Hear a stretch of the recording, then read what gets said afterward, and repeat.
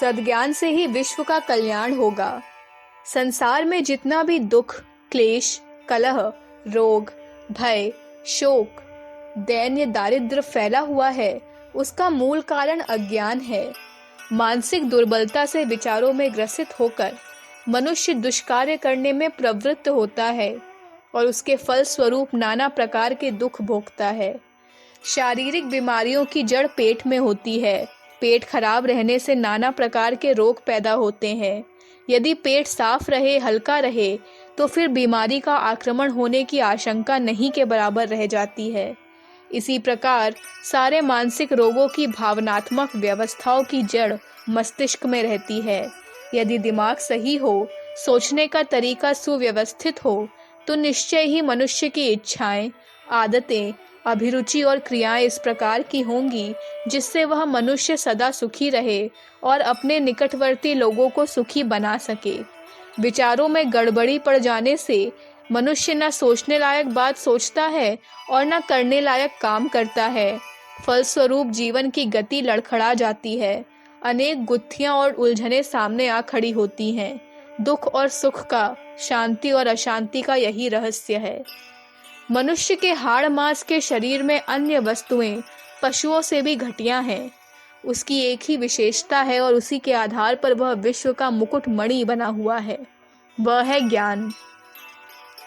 इसी ज्ञान शक्ति के शुद्ध अशुद्ध होने पर जीवन के भले बुरे, सुखी दुखी होने की आधारशिला निर्भर रहती है। स्वर्ग और नरक कोई स्थान विशेष नहीं है, वरन मन की दो वृत्तियां हैं। दुर्भाग्य युक्त मस्तिष्क सदा ईर्ष्या, द्वेष, चिंता, भय, शोक, दीनता और परेशानी में डूबा रहता है, जबकि सद्भावना को अपने स्वभाव में समुचित स्थान देने वाला व्यक्ति अपने चारों ओर प्रसन्नता, आत्मीयता, स्नेह, शिष्टाचार, सहयोग, उदारता का वातावरण देखता है और सुखी तथा संतुष्ट रहता है। यही स्वर्ग नरक है। कुविचारों के फलस्वरूप कुकर्म और कुकर्म का परिणाम दुख, यही नरक का मार्ग है। सद्विचारों के फलस्वरूप सत्कार्य और सत्कर्मों का परिणाम सुख, यही स्वर्ग का सोपान है। स्वर्ग और नरक दोनों ही अपनी मुट्ठी में हैं। उन्हें कोई दूसरा देता नहीं, वरन हम स्वयं ही अपने लिए जिसे चाहते हैं चुन लेते हैं। यह सोचना गलत है कि जिसके पास अधिक धन या सुख साधन होंगे वह अधिक सुखी रहेगा। धनी लोग मोटर, महल, बढ़िया भोजन, वस्त्र या विलासिता की वस्तुएं तो प्राप्त कर सकते हैं, पर इनसे तो केवल 5% सुख प्राप्त होता है। 95% सुख तो मानसिक स्थिति पर निर्भर है। जिनमें आत्मिक विवेक की समुचित मात्रा नहीं है, ऐसे धनी लोग तो गरीब लोगों से भी अधिक चिंतित और परेशान रहते हैं।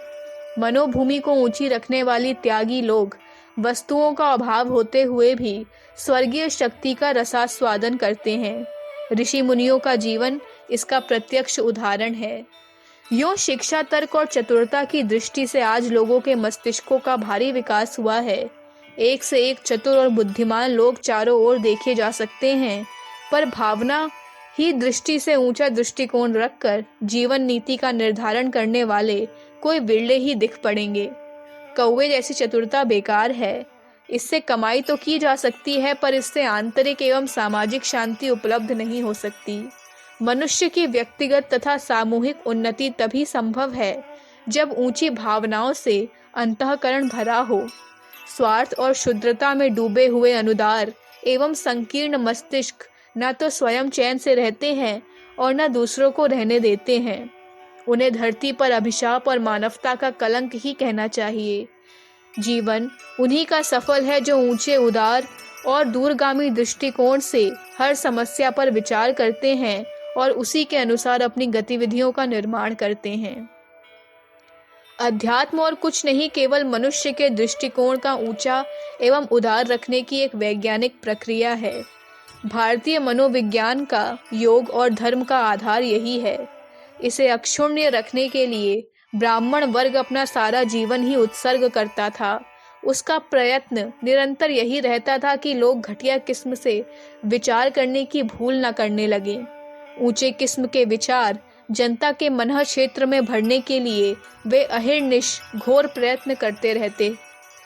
उनके परिश्रम का ही फल था कि भारतीय जन समाज लाखों वर्षों तक अपनी उत्कृष्टता कायम रख सका और उसे जगत गुरु, चक्रवर्ती शासक एवं स्वर्ग संपदाओं का स्वामी बनने का सौभाग्य प्राप्त होता रहा।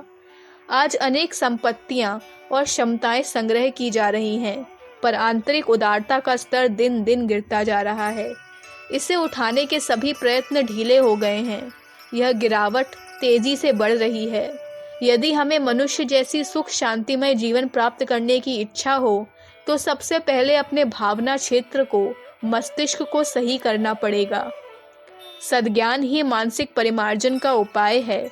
सद्ज्ञान की जितनी ही गहरी स्थापना हमारे मन क्षेत्र में होती जाएगी, उसी अनुपात से हमारी शारीरिक, सामाजिक, आर्थिक एवं राजनैतिक गुत्थियां सुलझेंगी। कुविचारी एवं कुकर्मी लोग न बीमारी से छूट सकते हैं, न गरीबी से, न उनमें संगठन हो सकता है, न प्रेम। न वे अच्छी सरकार चुन सकते हैं और न अधिकारियों को बिना रिश्वत लेने वाला रहने दे सकते हैं। पत्तों को छिड़कने से काम न चलेगा। पेड़ को हरा रखना है तो जड़ से पानी देना पड़ेगा। अस्पताल खोलकर, बीमारियों के टीके लगाकर, कानून बनाकर, राजनीतिक परिवर्तन लाकर, समाज सुधार के प्रस्ताव पास कर तथा उद्योग धंधे बढ़ाकर अनेक समस्याओं के हल सोचे जा रहे हैं, पर ये तब तक निष्फल रहेंगे जब तक जनता में नैतिकता न बढ़े। सदाचार, संयम, कर्तव्य परायणता और सद्गुणों को अपनाने की प्रवृत्ति जब तक लोगों में पैदा न होगी, तब तक सारे प्रयत्न पत्ते छिड़कने की तरह मन बहलाव मात्र ही सिद्ध होंगे। प्राचीन काल में तत्वदर्शी ऋषियों ने मानवीय सुख शांति की जड़ को खोज निकाला था और उन्होंने इस बात पर पूरा ध्यान दिया था कि मनुष्यों की अंतरात्मा में किस प्रकार गहराई तक सद्भावनाओं को प्रतिष्ठापित किया जाए। अध्यात्म का सारा ढांचा इसी समस्या को हल करने के लिए खड़ा किया गया है। दुर्विचारों के, वासना और तृष्णा के, काम, क्रोध, मोह के बंधनों से मुक्त होना ही जीवन मुक्ति है। कुविचारों के भवसागर और कुकर्मों की वैतरणी में न डूबने के लिए ही बार बार भगवान को पुकारा जाता है। स्तुति प्रार्थना का, पूजा अर्चना का मूल मंतव्य यही है। इसे दुर्भाग्य ही कहना चाहिए कि हम सद्ज्ञान के महत्व को भूलते जा रहे हैं, उसे व्यर्थ समझते हैं और उपेक्षा की दृष्टि से देखते हैं। स्वाध्याय और सत्संग की वास्तविकता एवं महत्ता को विस्मरण सा कर दिया गया है। जहाँ यह होते भी हैं, वहाँ एक रूढ़ी मात्र पूरी कर दी जाती है। अमुक देवता या अमुक अवतार के चरित्रों की पुस्तक को रोज रोज पढ़ते रहना और पाठ मात्र से यह मान लेना कि यह कोई बहुत बड़ा पुण्य हो गया, यही आज के स्वाध्याय का रूप है। सत्संग में ईश्वर, जीव, प्रकृति, सृष्टि रचना, देवता और अवतारों की लीलाओं की ओहापोह, इन्हीं विषयों में बाल की खाल निकालते रहना ही सत्संग बन गया है। व्यक्ति का जीव कैसे ऊंचा उठे, कैसे वह सद्गुणों को धारण कर समाज के लिए अधिक उपयोगी बने, इसकी समस्या पर स्वाध्याय और सत्संग में कोई ध्यान नहीं दिया जाता, जबकि स्वाध्याय और सत्संग का मूल उद्देश्य यही है। मानव समाज की सबसे बड़ी आवश्यकता है सद्ज्ञान। इससे बढ़कर इस विश्व में और कोई विभूति नहीं। गीता में कहा गया है, नहीं ज्ञानेन सदृश्य पवित्रमिह विद्यते, अर्थात इस संसार में ज्ञान से बढ़कर श्रेष्ठ वस्तु और कोई नहीं है। यदि मानव जाति को सद्ज्ञान से भूषित कर दिया जाए तो उसके सुख सौभाग्य की कोई सीमा न रहेगी। इस धरती पर ही स्वर्ग लोक का रसास्वादन किया जा सकेगा। जब मन में सद्ज्ञान की प्रतिष्ठापन करना इतना बड़ा पुण्य कार्य है कि इसमें जो ब्राह्मण लगे रहते थे, उन्हें समाज में सर्वोच्च सम्मान प्राप्त था। वह सम्मान अब भी उनके अयोग्य वंशजों तक को प्राप्त होता चला आ रहा है। इससे स्पष्ट है कि भारतीय संस्कृति में सद्ज्ञान को कितनी महत्ता दी गई थी। आज कथा पुराण कहकर धर्म के नाम पर कुछ मनोरंजन तथा झूठा आत्मसंतोष कर लिया जाता है, पर वह नहीं किया जाता जिसके बलबूते पर लोगों के अंतःकरण बदलें और वे उस गतिविधि को अपनावे जो मानवता का गौरव बढ़ाने वाली हो। गायत्री परिवार का निर्माण मानव समाज की इसी आवश्यकता को पूरा करने के लिए हुआ है। सद्बुद्धि की देवी गायत्री और सत्कार्यों का पथ प्रदर्शक यज्ञ है। जप और हवन के कर्म कांड के साथ साथ भावना और क्रिया में भी इन दोनों तथ्यों को परिपूर्ण स्थान मिलने का प्रयत्न किया जा रहा है। अनुष्ठानों में जप हवन की ही भांति ब्रह्मभोज भी एक आवश्यक कर्तव्य है। यह धार्मिक अनुशासन है, गायत्री उपासक उसे छोड़ नहीं सकते। जप हवन पूर्ण करने पर ब्रह्म भोज ना करें तो अनुष्ठान पूर्ण नहीं कहा जाएगा। ब्रह्म भोज का तात्पर्य यहाँ सद्ज्ञान से है। सद्ज्ञान प्रसार के लिए दिन रात लगे रहने वाले, उसी पर जीवन उत्सर्ग किए हुए व्यक्ति ब्राह्मण कहलाते हैं। उन्हें भोजन कराना भी ब्रह्म भोजन कहा जा सकता है। पर जो लोग उस कर्तव्य को तो नहीं करते, केवल जाति मात्र से ब्राह्मण हैं, उन्हें मिठाई पूरी खिलाने से ब्रह्म भोज का उद्देश्य किसी भी प्रकार पूरा नहीं हो सकता। भोजन कराना तो एक क्रिया मात्र है, मूल हेतु तो ज्ञान प्रसार है। ज्ञान प्रसार में जिसके द्वारा कोई सहायता न मिले वह ब्रह्म भोज नहीं हो सकता। अब वह कार्य सत साहित्य के द्वारा हो सकता है। पुराने समय में प्रेस न थे, पुस्तकें तो वर्षों तक श्रम करने पर एक दो लिखी जाती थी। उस जमाने में ज्ञान प्रसार मौखिक रूप से ही होता था। ब्राह्मण ही निरंतर भ्रमण करके प्रवचनों द्वारा उस उद्देश्य को पूरा करते थे, इसलिए उन्हें भोजन कराना आवश्यक था। आज उस उद्देश्य की पूर्ति सत साहित्य से बड़ी सुविधा पूर्वक होती है। इसलिए गायत्री परिवार के उपासक अपनी साधना के जप हवन कृत्यों के साथ ही सद्ज्ञान प्रसार साहित्य द्वारा ब्रह्म भोज करना ही आवश्यक धर्म कृत्य मानते हैं। जहाँ भी ब्रह्म भोज की आवश्यकता हो वहाँ सद साहित्य प्रसार का कार्य किया जाना चाहिए। लोगों के भावना स्तर को ऊंचा उठाने के लिए यह एक आवश्यक प्रक्रिया है। ब्रह्मास्त्र अनुष्ठान के होता यजमानों और संरक्षकों के लिए जहाँ जप हवन की शर्त है, वहाँ थोड़ा साहित्य वितरण करने का भी बंधन है। कई व्यक्ति जो ब्रह्म भोज के सच्चे स्वरूप ज्ञान प्रसार का महत्व नहीं समझते, वे इस ओर से आंख चुराते हैं। इसमें कुछ पैसे खर्च करने को भार समझते हैं। यह उचित नहीं। ज्ञान की देवी गायत्री का भोग लड्डू पेड़ा से नहीं लग सकता।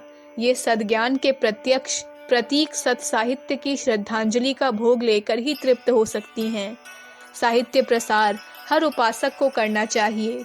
आर्थिक कठिनाई या अन्य कारणों से निर्धारित पैसों का साहित्य न बांटा जा सके तो उससे आधे चौथाई का लेना चाहिए, पर सर्वथा उपेक्षा करने से तो उनका साधन ही अधूरा रह जाएगा। पिछले अंक में गायत्री ज्ञान मंदिरों की आवश्यकता पर जोर देते हुए यह बताया गया था कि उनकी स्थापना घर घर में होनी चाहिए। प्रत्येक शाखा का एक सामूहिक ज्ञान मंदिर अवश्य हो। उसमें जहाँ पूजा उपासना के उपकरण रहें, वहाँ गायत्री साहित्य भी अवश्य रहे, और वह साहित्य मंगाकर रख ही न लिया जाए, वरन संस्थापकों का कर्तव्य है कि जिस प्रकार बीमा कंपनी के एजेंट अपना ग्राहक बनाने के लिए कई कई चक्कर लोगों के घरों पर लगाते हैं और बीमा का महत्व समझाते हैं, उसी प्रकार गायत्री साहित्य को पढ़वाने के लिए उसके संबंध से आवश्यक बातें समझाने के लिए धार्मिक अभिरुचि के लोगों के यहाँ कई बार चक्कर लगाने चाहिए। जिस प्रकार चुनाव जीतने के लिए वोटरों को घर घर जाकर समझाना और अपने पक्ष में प्रभावित करना पड़ता है, उसी प्रकार गायत्री परिवार के सदस्यों का भी कर्तव्य है कि वे सद्ज्ञान की देवी गायत्री और सत्कर्म के देवता यज्ञ का संदेश घर घर पहुंचाने में शक्ति भर प्रयत्न करें, उसमें कोई कमी न रहने दें। गायत्री ज्ञान मंदिर सेट छपकर तैयार हो गया है। इसमें कुल 52 पुस्तक हैं। 26 पुस्तकों में गायत्री उपासना एवं उसके तत्व ज्ञान संबंधी सभी बातें आई हैं। शेष 26 पुस्तकों में गायत्री की व्याहृतियों समेत एक एक अक्षर की व्याख्या की गई है और उसमें सन्निहित धार्मिक, नैतिक, सामाजिक एवं आध्यात्मिक शिक्षाओं का बहुत ही उत्तम विवेचन किया गया है। 4-4 आना मूल्य की यह 52 पुस्तकें ग्लेस कागज पर छपी 8 पेपर पर तिरंगे टाइटल लगने से और भी सुंदर बन गई हैं। उच्च कोटि का साहित्य, यह भी अच्छा, नयनाभिराम एवं अत्यंत सस्ता होने के कारण उस उद्देश्य की पूर्ति में बहुत सहायक हो सकता है जिनको लेकर गायत्री परिवार की स्थापना की गई है। सद्ज्ञान से मानव समाज की आत्मा में धर्म का प्रकाश उत्पन्न करना एक महान लोक सेवा है। इस लोक सेवा साधन रूप में यह ज्ञान मंदिर साहित्य बहुत उपयोगी सिद्ध होगा। अखंड ज्योति एवं गायत्री परिवार के सदस्य को अपनी कमाई में से कुछ पैसे नित्य ही धर्म प्रचारक के लिए, सद्ज्ञान साहित्य के लिए बचाने चाहिए। यदि एक आना प्रतिदिन इस कार्य के लिए बचाया जा सके तो हर कोई धर्म प्रेमी अपने घर को कुछ ही वर्ष में सरस्वती का केंद्र, सद्ज्ञान का भंडार बना सकता है। घर के बच्चों के लिए, पड़ोसी, रिश्तेदार और दोस्तों के लिए यह साहित्य एक वरदान जैसे संपत्ति साबित हो सकती है। घर के जो लोग इसे पढ़ेंगे उनके विचारों और संस्कारों में अच्छे परिवर्तन ही होंगे। सारे राष्ट्र को सन्मार्ग की ओर प्रेरणा देने के लिए, सद्ज्ञान का प्रकाश उत्पन्न करने के लिए साहित्य का आश्रय लेना आवश्यक है। गायत्री माता, यज्ञ पिता और भारतीय संस्कृति का संदेश घर घर पहुंचाने का प्रधान साधन यह सत साहित्य ही कर सकता है। गायत्री ज्ञान मंदिरों की स्थापना मानव जाति में सत प्रवृत्तियां उत्पन्न करने की दिशा में एक महत्वपूर्ण भविष्य बन सकता है। अपने समय और श्रम का थोड़ा सा भाग यदि हर परिजन धर्म सेवा के लिए लगा सके तो उस दीपक का उदाहरण बन सकता है जो स्वयं प्रकाशित होकर दूसरों को प्रकाश देता है। उस फूल का उदाहरण दे सकता है जो स्वयं खिलाकर दूसरों को खिलाता है। अविवेक पूर्वक अन्य रूढ़ियों के लिए हम ढेरों धन बर्बाद करते रहते हैं, पर यदि विवेक पूर्वक 2-4 पैसा रोज इस ज्ञान दान के लिए, ब्रह्म भोज के लिए खर्च करने की उदारता अपना लें तो इससे अपना और दूसरों का भारी हित साधन कर सकते हैं। सद्ज्ञान की मानव जाति को भारी आवश्यकता है। उसका भविष्य सद्विचारों पर ही निर्भर है। संसार को सुखी बनाने के लिए गायत्री परिवार ने ज्ञान की मशाल जलाए रखने का संकल्प किया है।